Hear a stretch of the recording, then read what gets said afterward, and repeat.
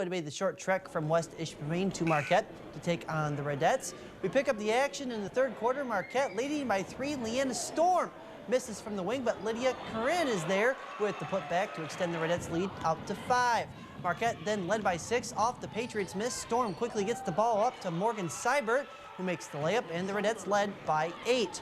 But Westwood kept within shooting range, or shouting distance, I should say, all night long. A couple of quick passes by the Patriots gets the ball to Taryn Moyle, who hits the short jumper. Westwood still trailed 29-23. Marquette kept up the pressure in the third. Hunter Vidala picks off the pass and gets it up to Storm for 2 more points. Marquette holds on to beat Westwood 53-47. Vidala led the Redettes in scoring with 16 points. Let's go to Ishpeming, where the Hematites hosted the Gladstone Braves in a non-conference contest. No score early. The Hematites worked the ball down low. Kaylee Engler to Gabby Crowley. And Ishpeming leads just like that, 2-0. Still in the first, the Hematites strike off the inbounds pass. Alicia O'Brien with the hoop off the pass from Jordan Grigg. 6-2 Hematites. Gladstone has a very young team, but they look good early this season. Alexis St. Cyr, a sophomore, floats it and fills it up to pull the Braves back to within 2. In the second, the Braves defense comes up with a steal. Christine Sharon with a swipe of the hand, and then she gets the ball and goes coast to coast for the bucket, tying the game back up. Gladstone would eventually pull away in the second half to win by 10 points over the Hematites, 45-35.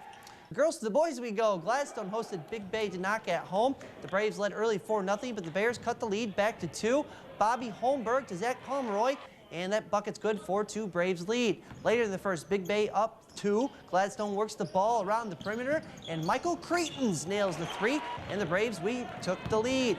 Back come the Bears. Cole Potvin drives and floats it and fills it in the foul. A great play there by Potvin. And Gladstone would counter once again with a 3-point shot from Cretons that you just saw, as well as a bucket down the stretch from Jared Vuxen, who would hook one in. In fact, Vuxen and Cretons each had 18 points as Gladstone wins 73-61 over Big Bay Denac. Leisure ranks we go. Doug Lewis Jr. and the Wildcats played against Hillsdale at the Berry. In the second half, NMU down 7. Brandon Pritzel floats it up to Tim Dazowski, who gets the hoop and the harm, and the Chargers led by 9. Hillsdale still up 9. Cody Smith with the steal, and he would race down court and pass to a cutting Tony Nelson, but Matthew Craigs is there to swat that ball away for NMU. Hillsdale, though, kept the foot on the gas in the second half as Pritzel hits the fadeaway jumper. Not easily done there to put Hillsdale up by 15 points, and as you can imagine, Doug Lewis Jr., not a happy man. Northern down 21. Kendall Jackson drives and lays it in off the glass and in for 2, but the Chargers take care of business as they win 70-44 over Northern Michigan. So after the men's game was over, the women's game took over the floor. No score early. The Wildcats would change that. Alyssa Cola would be wide open for 3, and you guessed it, she hits it. An assist to Abby DeBruin, and MU led 3-0. The Wildcats led 4-0 when Cola gets it down on the defensive side with the steal.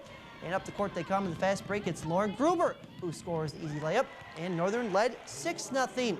The Wildcats had an 8-1 lead.